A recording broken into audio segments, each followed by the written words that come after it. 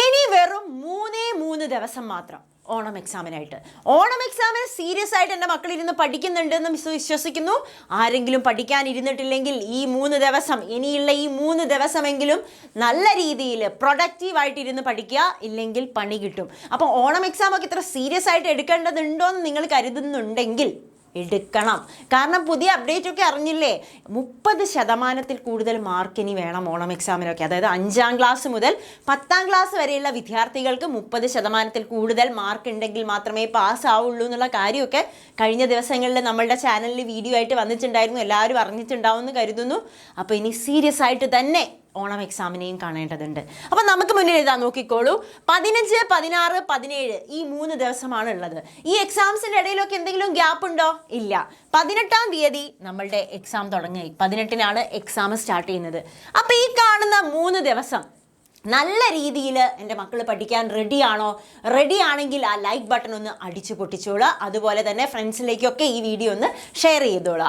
Okay, ഈ 15ാം തീയതി, അതായത് നാളെ നമുക്ക് ഹോളിഡേ എന്ന് പറഞ്ഞാൽ സ്കൂളിലൊന്ന് പോകാനുണ്ടാവും. സ്കൂളിൽ പോയി ഫ്ലാഗൊക്കെ ഒന്ന് ഉയർത്തി വരണം. വന്നതിന് ശേഷം നന്നായിട്ടിരുന്ന് പഠിക്കണം.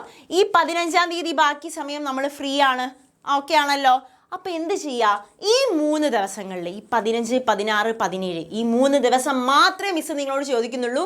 ഈ 3 ദിവസം നിങ്ങളൊന്ന് 5:30 എണീക്കുക. രാവിലെ 5:30, 5:30 AM എണീറ്റ് നോക്കുക. ഈ 3 ദിവസം മാത്രമാണ് മിസ് ചോദിക്കുന്നത്. കാരണം നമുക്ക് സമയം ഇനി ഇല്ല, ഇനി നമുക്ക് ഒന്നിനും സമയമില്ല, ഗ്യാപ്പ് ഒന്നുമില്ല. അപ്പോൾ ഈ 3 ദിവസം നിങ്ങളൊരു 5:30 എണീക്കുക, 5:30 AM എണീക്കുക.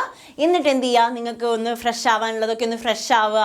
എന്ത് ചെയ്യുക? നന്നായിട്ട് വെള്ളമൊക്കെ കുടിക്കുക. അത് കഴിഞ്ഞ് ഒന്ന് പുറത്തുകൂടെയൊക്കെ ഒന്ന് ചെറുതായിട്ടൊന്ന് മുറ്റത്തൂടെയൊക്കെ ഒന്ന് നടക്കാം. ചെടികളെടുത്തൊക്കെ ഒരു 5 മിനിറ്റ് ഒന്ന് സ്പെൻഡ് ചെയ്യുക. മെഡിറ്റേഷൻ ചെയ്യുന്നവരുടെ ഒന്ന് ചെറുതായിട്ട് മെഡിറ്റേഷനൊക്കെ ചെയ്യുക.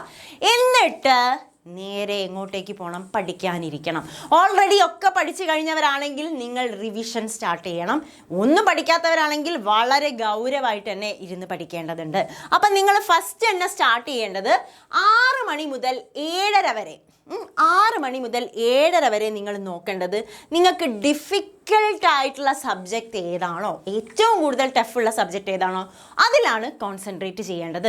6 മണി മുതൽ 6:30 വരെ. അത് കഴിഞ്ഞിട്ട് 7:30 മുതൽ 8 മണി വരെ നിങ്ങൾക്കൊരു ബ്രേക്ക്ഫാസ്റ്റ്, ഭക്ഷണമൊക്കെ കഴിച്ച് അത്ര ടൈം പോരെ, ഒരു അരമണിക്കൂർ പോരെ ബ്രേക്ക്ഫാസ്റ്റ് കഴിക്കുക, ഒന്ന് ഫ്രഷ് ആവുക.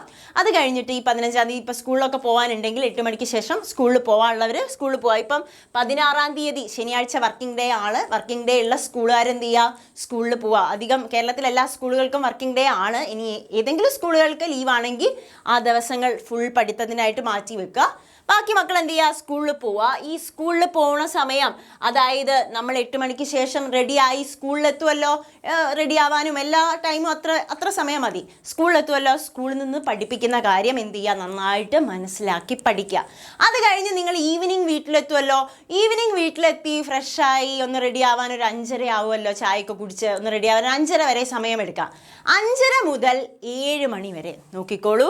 5:30 മുതൽ 5:30 മുതൽ 5:30 മുതൽ 5:30 മുതൽ 7 PM വരെ ഈ ഒരു 1.5 മണിക്കൂർ നിങ്ങൾ എന്ത് ചെയ്യണം എന്ന് വെച്ചാൽ പഠിച്ച കാര്യങ്ങളൊക്കെ ഒന്ന് റിവൈസ് ചെയ്യണം. വൈകുന്നേരത്തെ ഈ സമയം പഠിച്ച കാര്യങ്ങളെല്ലാം റിവൈസ് ചെയ്യണം. റിവിഷനാണ് ഇവിടെ നടക്കുന്നത്. പഠിക്കാത്ത മക്കൾ കാര്യമായിട്ട് തന്നെ ആ സമയം ഇരുന്ന് പഠിക്കുക. അവർ കുറച്ചും കൂടി എക്സ്ട്രാ ടൈം കണ്ടെത്തേണ്ടതുണ്ട്. അത് കഴിഞ്ഞ് കഴിഞ്ഞാൽ ഒരു അരമണിക്കൂർ നിങ്ങൾക്ക് ഒരു ബ്രേക്ക് എടുക്കാം. അത് കഴിഞ്ഞ് 7:30 ആവുമ്പം നമ്മളുടെ യൂട്യൂബിൽ 1 ഷോട്ട് ലൈവ് ക്ലാസ്സുകൾ നടക്കുന്നുണ്ട്. നിങ്ങൾക്ക് വേണ്ടിയിട്ടാണ് നമ്മൾ ആ ഫുൾ ചാപ്റ്റർ ഓരോ ദിവസവും ഓരോ ചാപ്റ്റേഴ്സ് വെച്ച് പഠിപ്പിക്കുന്നു. ഇപ്പം ഇന്ന് നമ്മൾ 5ാം ക്ലാസ്സിൽ സോഷ്യൽ സയൻസ് ആണ്. സോഷ്യൽ സയൻസിൻ്റെ 4th ചാപ്റ്ററാണ്. ആ ചാപ്റ്റർ തീരെ പഠിക്കാത്ത മക്കളുണ്ടെങ്കിൽ അപ്പം ആ സമയം നമുക്ക് ഒരുമിച്ചിരുന്ന് പഠിക്കാം. പഠിച്ച മക്കൾ എന്ത് ചെയ്യുക? നമ്മളുടെ കൂടെ ഒരുമിച്ചിരുന്ന് റിവിഷൻ നടത്തുക. ആ 7:30 മുതൽ 8:30 വരെ ആ ഒരു മണിക്കൂറിനുള്ളിൽ നമ്മൾ ആ ചാപ്റ്റർ ഫുൾ പഠിക്കും. അതുപോലെ തന്നെ കഴിഞ്ഞ ദിവസങ്ങളിലായിട്ടൊക്കെ നമ്മൾ ലൈവ് ക്ലാസ്സുകൾ, ഓരോന്നിൻ്റെയും 1 ഷോട്ട് ലൈവ് ക്ലാസ്സുകൾ 1 മണിക്കൂർ 1.5 മണിക്കൂറിനുള്ളിൽ ഉള്ള ലൈവ് ക്ലാസ്സുകൾ ഉണ്ടായിട്ടുണ്ട്. ആ ക്ലാസ്സുകൾ കണ്ട് പഠിക്കുക. ഇനി 7:30 മുതൽ 8:30 8:45 ആകുമ്പോഴത്തേക്ക് ഈ ലൈവ് ക്ലാസ് കഴിയുമല്ലോ. അത് കഴിഞ്ഞ് ഒരു ബ്രേക്ക് എടുക്കുക. ഒരു എന്ത് ചെയ്യുക, ഒരു അരമണിക്കൂർ ബ്രേക്ക് എടുക്കുക. അതിനുശേഷം വീണ്ടും പഠിക്കുക, നന്നായിട്ടിരുന്ന് പഠിക്കുക. ഏതൊക്കെ ഭാഗമാണോ ക്ലിയർ ആവാനുള്ളത് ആ ഭാഗങ്ങളൊക്കെ നന്നായിട്ടിരുന്ന് പഠിക്കുക. എന്നിട്ട് 8 മണിക്കൂർ നിങ്ങൾ ഉറങ്ങണം. ഉറക്കം അവോയ്ഡ് ചെയ്യാൻ പാടില്ല. ഒരു 8 മണിക്കൂർ എന്തായാലും മസ്റ്റായിട്ട് ഉറങ്ങണം. അത് കഴിഞ്ഞ് പിറ്റേന്ന് വീണ്ടും 5:30 എണീക്കുക. പ്രേയേഴ്സൊക്കെ പ്രാർത്ഥിക്കാനൊക്കെ ഉള്ളവർ പ്രാർത്ഥിക്കുക, പഠിക്കാനിരിക്കുക. ഫോക്കസ് ആയിട്ട് വേറെ ഒന്നിലേക്കും പോവാതെ ഫോക്കസ് ചെയ്തിട്ട് നിങ്ങളുടെ ലക്ഷ്യത്തിലേക്ക് ഫോക്കസ് ചെയ്തിട്ട് നന്നായിട്ടിരുന്ന് പഠിക്കുക.